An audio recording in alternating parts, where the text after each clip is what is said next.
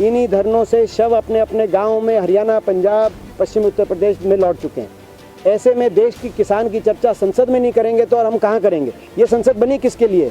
देश के लोगों के लिए बनी।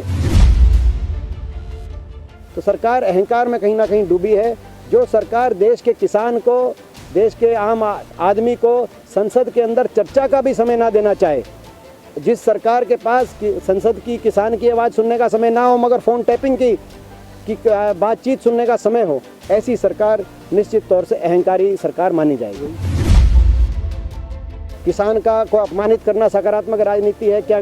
गरीब आदमी, आम आदमी पे महंगाई की चोट मारना सकारात्मक राजनीति है क्या? फ़ोन टैपिंग कराना सकारात्मक राजनीति है? मैं उनसे सकारात्मक राजनीति का उनसे परिभाषा जानना चाहूँगा।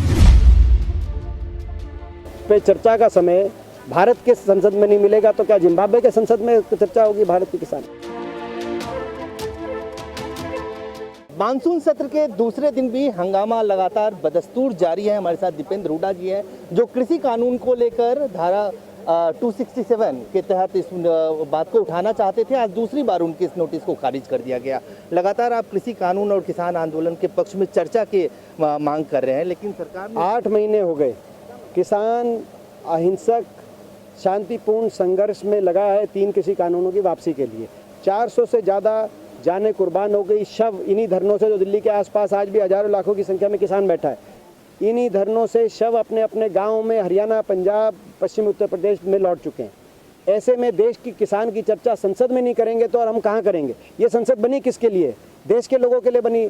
इसीलिए मैंने 267 का नोटिस दिया, कार्य स्थगन प्रस्ताव, कि बाकी कार्य को छोड़ के आप किसान के मुद्दों पे चर्चा करिए, कृषि कानूनों की वापसी पे चर्चा करिए। मैं दुर्भाग्य की बात है, दोनों दिन, कल भी जो है हमारे नोटिस को खारिज कर दिया गया और आज भी मेरे नोटिस को जो है, जबकि विपक्ष की तरफ से मेरी जिम्मेदारी लगी थी उसको उठाने की, मगर इससे पहले हम उठाते उस नोटिस को खारिज कर दिया गया। और पूरे विपक्ष ने जब एक स्वर में उसके बाद आवाज़ उठाई तो संसद की कार्रवाई स्थगित कर दी गई। तो सरकार अहंकार में कहीं ना कहीं डूबी है।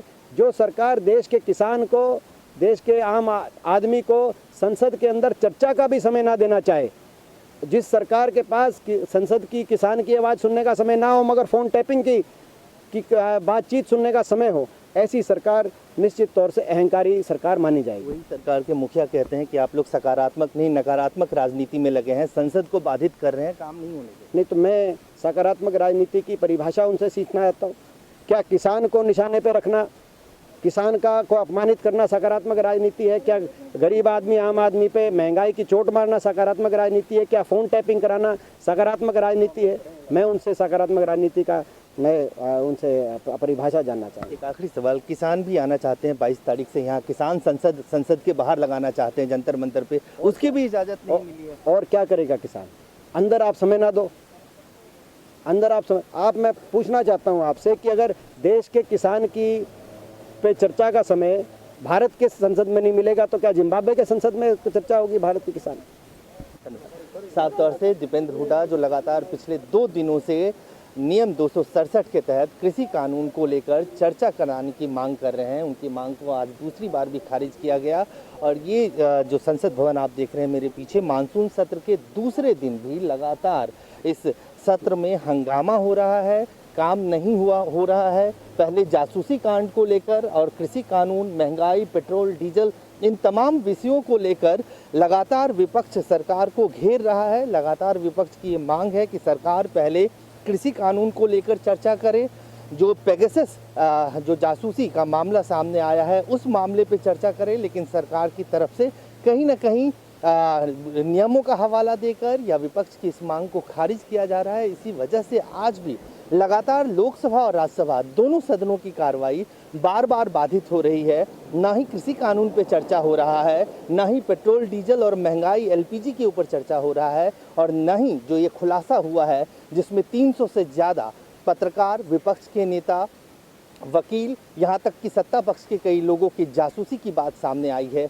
उसके ऊपर चर्चा हो रहा है। इसी वजह से संसद का सत्र आज दूसरे दिन भी हंगामे की भेंट चढ़ गया।